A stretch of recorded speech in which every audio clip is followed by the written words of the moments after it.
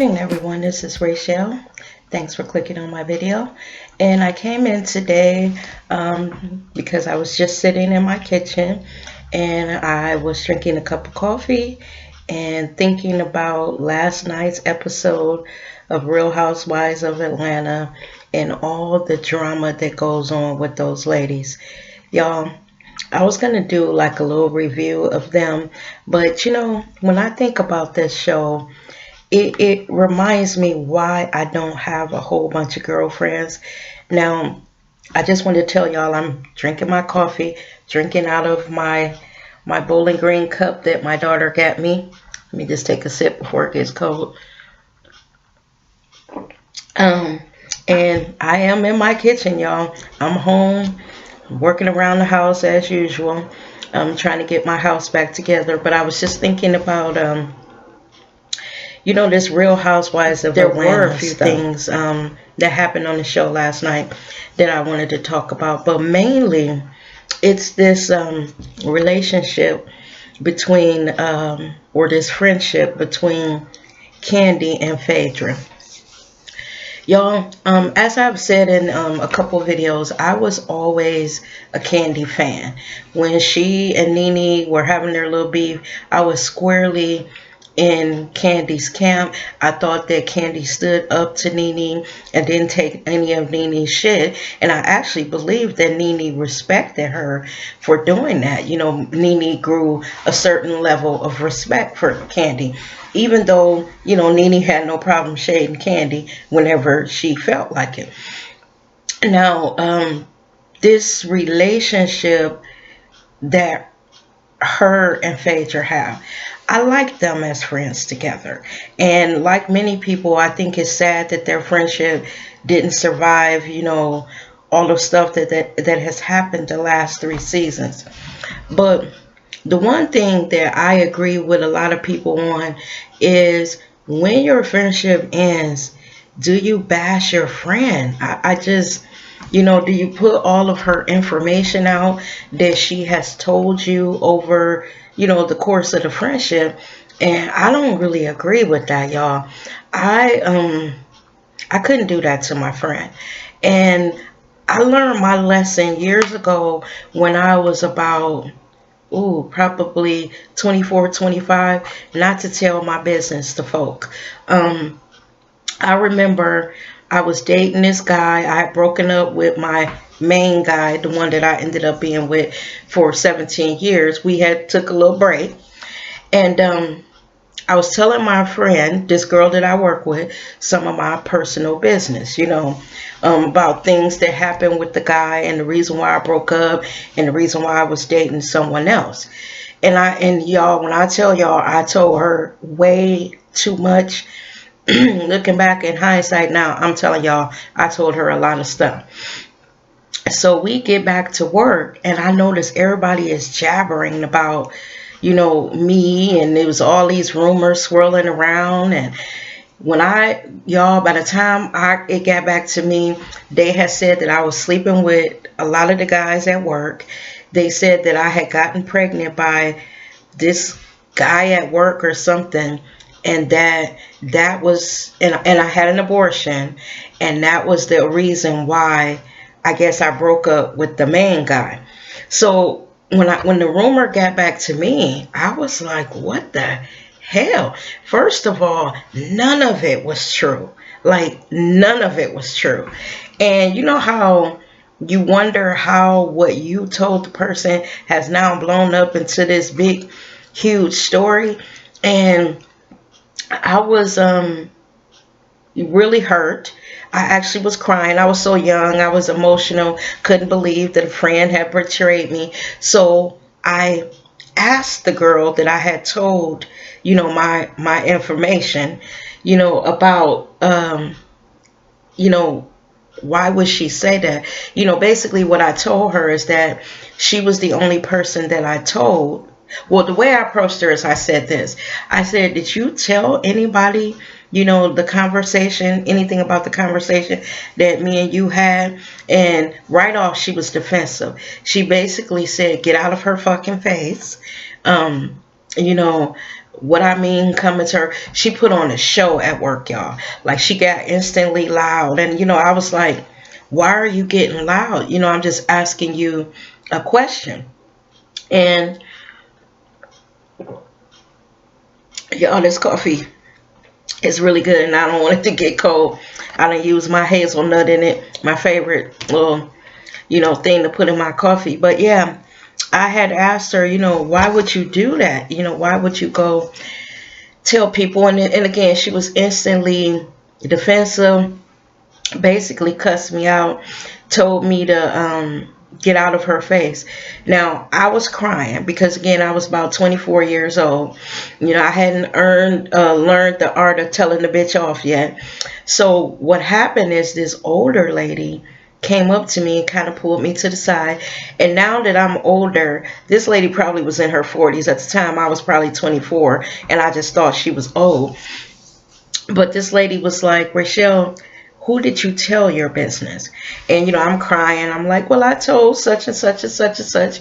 And, I never dreamed that, she would do this to me and blah, blah, blah. And so the older lady was like, honey, let me just give you a little word of advice. She was like, some things is better kept, to yourself. She was like, it's nice to have girlfriends and everything, but you pick and choose what you tell a bitch. Now, that's exactly what this older lady said. We was working at this law firm and all this, and she just kept it real with me. She was like a mother, and she was like, you pick and choose what you tell these bitches, because what happens is, they get your information and then they go back and talk about you, blah, blah, blah. So from that moment on, two things I learned. I never, after that, hung with a big group of women. It swore me off having a whole bunch of female friends. And, over the years, I probably have missed a lot of good friendships because I'm very leery about, being in a group of women because I know women gossip. And it also taught me not to tell my business. So on the one hand, with Phaedra and Candy, I think Phaedra, whatever she told Candy, she should have kept it to herself. Because obviously, the friendship that Phaedra thought that her and Candy had, maybe they did not have. And then also Candy was upset about two things. Now, she said that it was the fact that Phaedra was saying Todd was scrounging for change in seat cushions and shit. Phaedra is funny. And then she also talked about that Phaedra had confided in Nene, and how could she do that? Now, actually, y'all, I think that's the real reason that Candy is mad at Phaedra. I believe that she felt betrayed because, she didn't like Nene, and she couldn't believe that Phaedra was confiding in Nene and all of this stuff, which I think is kind of childish, because I've told y'all before that if I'm friends with two people that don't like each other, and this has happened to me several times, a couple of the girls don't like each other, and what I tell them, and maybe this comes from me not really having a whole bunch of close female friends. I got one or two, but that like group of hanging out with women, I don't really do that. But what I'll tell these two people is, hey, I like you, I like her. Now, y'all mad at each other, but I'm not. And I will let them know I'm not going to stop talking to her, and I'm not going to stop talking to her. Now, if y'all can't get with that, then I'd rather not be friends with either one of you. See, I'm not that friend that just because you don't like someone means that I'm not going to like them. Now, also, I'm not that friend that if y'all can't stand each other, I'm not going to get with her and let her talk about the other friend and vice versa. Because when you do that, then you get caught in the middle. I can't tell y'all how many times I have been in situations like that, and one of the friends will start up trying to talk about the other one, and I have stopped them and said, look, I told y'all that I'm not about to be in the middle of y'all mess, and don't do that. I don't want you talking about her, and I will tell her I don't let the other one talk about you. Now, what I've learned over the years is a lot of my friends really respect that. That first they'll be a little leery because, I am friends with the other person. But as they get to know me and our friendship develops, they do realize that I'm not one for carrying tales. All that gossip thing. I don't know if it's because I grew up with two brothers, but I just can't get with all that, y'all. I hate when, my friends are feuding. I remember one time when I was a travel agent, a group of us went on a trip, a weekend trip to New York. And I kind of hung with this one girl. And, I had been friends with this other one for a while, and they did not like each other. Now, the one friend was real timid. And the other girl used to kind of, and this is weird, y'all, because we was grown as fuck. We was in our 30s. But the one friend used to bully the other one.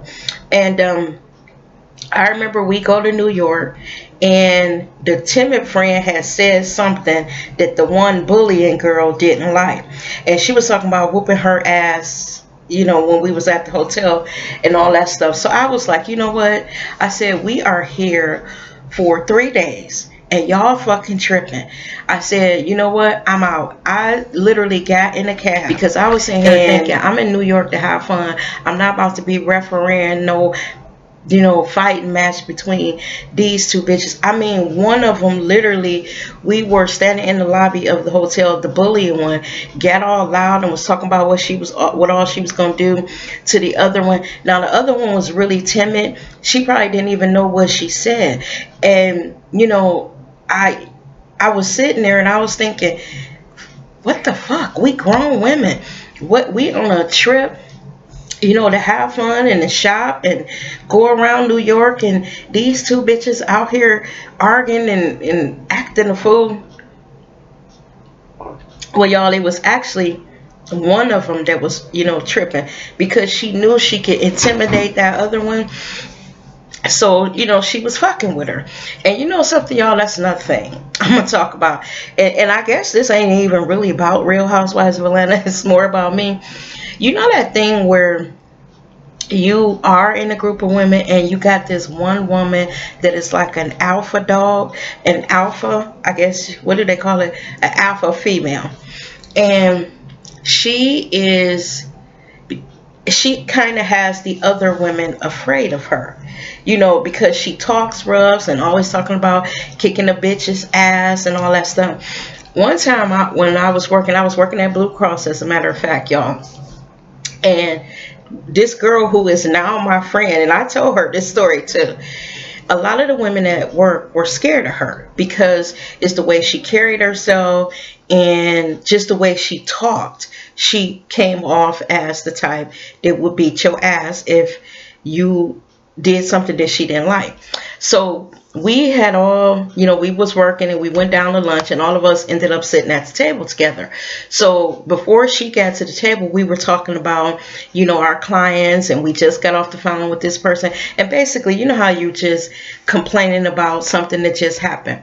So when this one woman came up to the table and she sat down and everything, and she realized what we were talking about, she was like, look, I'm on my lunch and I don't really want to talk about work, blah, blah, blah. And I wish y'all would stop talking about it. So the table got real quiet. Now remember, she was the type that intimidated them. So my little ass sitting there, and not that I go for bad, y'all, but I'm going to tell you what I said and why I said it. So I was sitting there eating my lunch and I was looking at these bitches and they had all got quiet, and I was sitting there like, really? So what I told her is, look, I said, you ain't talking to me. Because basically she told them to shut the fuck up. I was like, you're not talking to me. I'm a grown ass woman. And I said, I'll talk about any goddamn thing I want to talk about. I'll be damned if you come to the table, the lunch table, like we in high school, and tell us basically to shut the fuck up. And so she looked at me and she was like looking at me like, bitch, what? And then she started laughing and she was like, all right, she said my last name, and I really don't want to say my last name on camera, but she was like, you got a little heart with your little ass. And she started calling me Shorty Doo-Wop. And what I told her, because we had went outside, just get some sun during lunch. And I told her, I said, look, it ain't that I got heart, but this is what it is. I said, I don't know if it's because I grew up with two brothers again. I said, but my brothers taught me you can run your mouth all you want to. You're not going to intimidate me by running your mouth. So until you whoop my ass, I'm a bad bitch just like you are. You are not going to come to the table and tell me basically to shut the fuck up. And I'm a grown ass woman. And I shut up like I'm a little teenager. I'll be damned. And so from that moment on to this point, we are friends. And I just this whole thing with these women on Real Housewives of Atlanta, I don't think none of them really like each other. I think that they are thrown together for the show. They put these people in these crazy situations because another thing that trips me out, Candy's crew and Candy last night when she was talking to that guy Johnny, in the real world, she wouldn't be talking to a man like that. Now, I'm not going to say that the man would have hauled off and slapped the shit out of Candy when she was getting all loud. But what he would have told her is, wait a minute, you were my employer, but you're not going to talk to me any type of way. Because I understood where Candy was coming from with, well, if you had a problem with the amount of money that I paid or the payment situation, you should have come to me. But what I didn't agree with her with is, all that, huffing and all that. It wasn't called for. And a lot of this shit I think they do for the cameras. And then when Don Juan and Carmen walked up, you know what? After a while, you be thinking to yourself, what are y'all like her goon squad? Are y'all worried that y'all not going to be included in the wheel or something?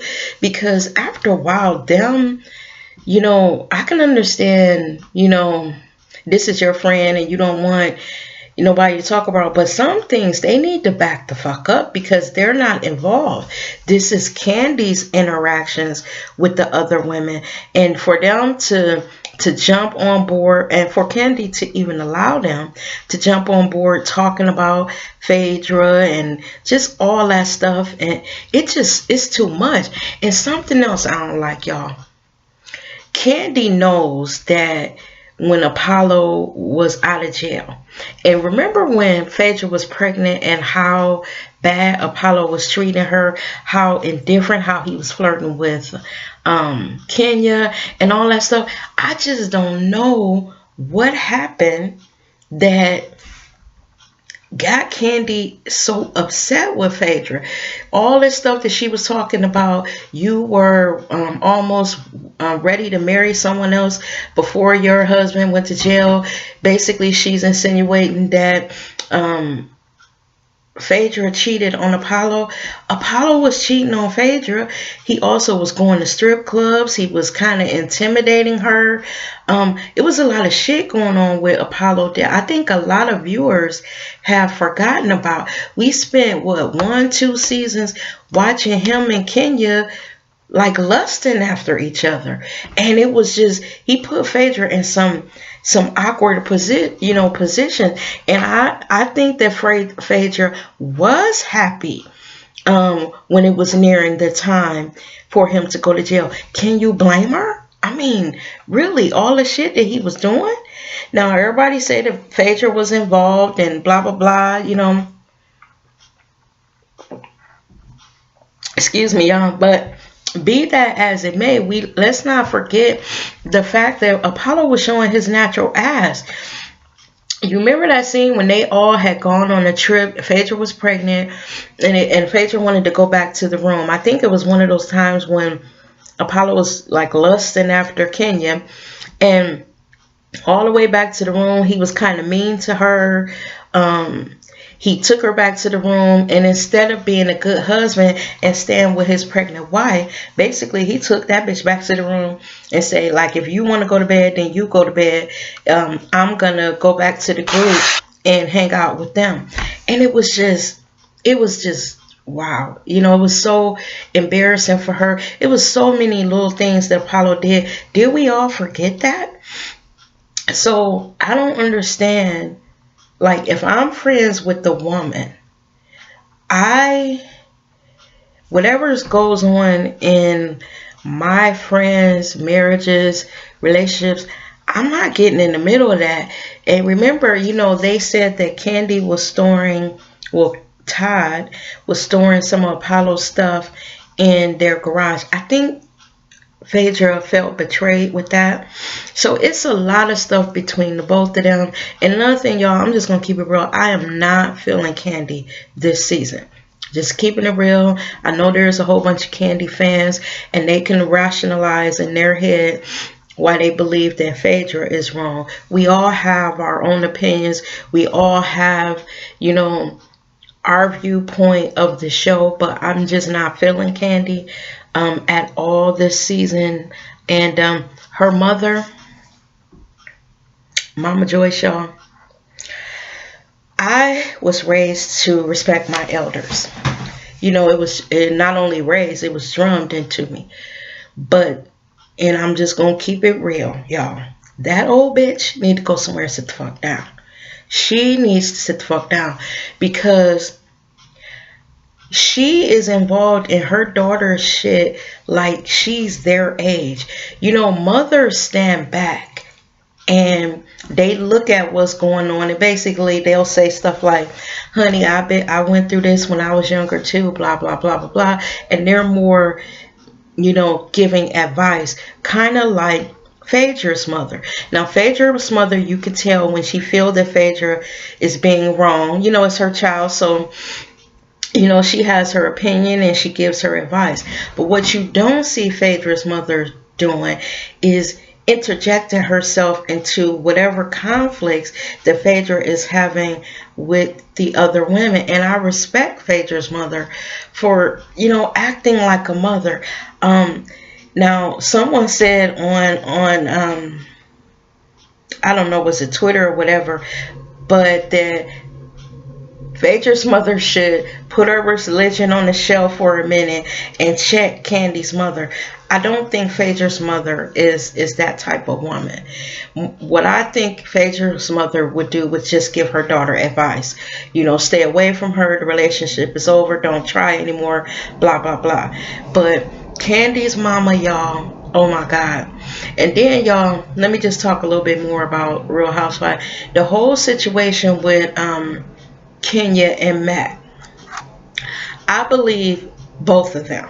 I believe that Matt has the, I believe he really likes Kenya, or liked her. And the relationship, Kenya was too much for him. And I believe what he said about Kenya blowing hot and cold. 1 minute she wants some, 1 minute she doesn't. But I also believe Kenya. I believe that Matt has the potential to get mad and tear some shit up. Now, do I think he would seriously hurt her, knowing that this is all being broadcast on television and everybody sees everything, and he's going to be on the reunion show and all that? I really don't think this boy is going to show up at her house, fuck her up, kill her, or anything like that. I just really don't think that. Now, some people may, but for some reason, I don't think it's that deep. And the reason why I say that is because Matt has moved on already. They show pictures of another woman that he had, and he's moved on already. I believe that he was really infatuated with Kenya, and I believe just the fact that she was who she was and she paid attention to him and she went on and dated him. I think he was over the moon for her. But I think once all the shit happened and she had aggravated him and blah blah blah, I believe he said, fuck it, she's pretty, but I got to move on, because this bitch gonna get me arrested. I'm fucking with her. She gonna get me so mad that at one point I probably will hit her. So let me see what else happened on the show. Oh my gosh, Sheree and Bob. Y'all, Sheree is one in shape bitch. And Bob is one sweaty, big, jiggly motherfucker. Y'all, when he was running through that thing, but Bob is funny. He cracks me up. And actually, I think that, like Sheree says, given a little time, I think I would want to see them back together. I don't know. I think he's trying. Even though he went through all that with her in the earlier seasons, I think over the years that Bob has learned a lesson. And I think that he realizes that he may have made a mistake. And I think I think he wants to try again with Sheree. But I'm with Sheree. He would need to lose about 40 or 50 pounds and get himself back into shape, because Sheree is all about working that body out. Her body, if one of them bitches fuck with Sheree and she get mad and actually fought, oh my God, she would beat the shit out of them. That's why Nene walked her ass away when her and Sheree was at that restaurant, when Nene had told her that she was a rich bitch. Because I believe Sheree with her cockstrong ass will fuck one of them up. What all else happened on the show? Portia and her little boo. Y'all, I actually turned the channel on that part. I saw when she fell out the bed and she was lighting her little stuff and trying to be romantic and all that. But Portia just, I think she tries too hard. I think that, you know, her little tagline is she's too cute or something, too pretty, too fabulous to be thirsty, but she is thirsty, y'all. She needs to take her time and let things happen naturally. You know, concentrate on your career, concentrate on, you know, all the stuff you got going on in your life, and love will find her. She's a sparkly little thing. Love will find her. She does not need to try so hard. I do like the little guy that she's Todd, is that his name? Yeah, I do like him. He seems like he really likes her, and that is a change for some of these guys that she has brought on the show. So I don't think he wants to have babies and all that stuff. I just got a feeling that he's just going along with Portia, you know, because this is what she wants. I don't really think that this boy is ready for all that. He's looking for, seems like to me, he's looking for more of a relationship. Let's get to know each other again, and then we'll go from there. And y'all, other than that, oh, Cynthia and Peter.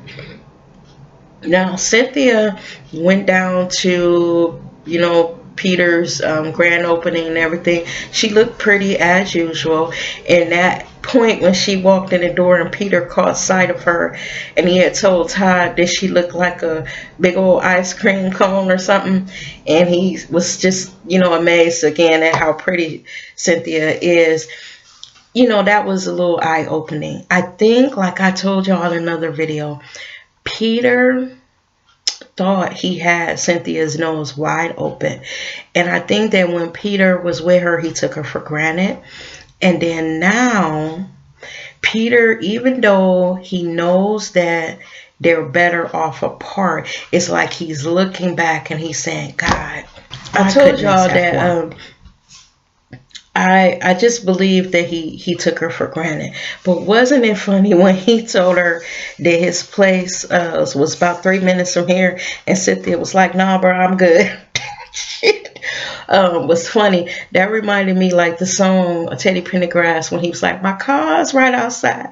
We can leave right now. That's if you're ready to go. And Cynthia, and that's for anybody, any of you who knows the Teddy, you know, familiar with Teddy Pendergrass. What's the song? Come on and go with me over to my place. Oh, I can't think of the name, y'all. But anywho, Cynthia shut his ass down. She stood there for a minute. She was like, I'm gonna have to pass. And Peter, I think Peter, you know, anticipated her answer, and so he just walked off. But it was awkward, and you could tell these are two people that really, they did care about each other, but they're realizing that they're better apart. And one last thing, I loved the way that Cynthia wants Noelle to have a relationship with Peter. One thing I will say about Cynthia is she seems to be able to maintain good relationships with her exes. It's like, you know, when they break up, Cynthia doesn't break up, you know, to the point where they can't be friends anymore. And even to Leon, you know, Noelle's father, I just love that.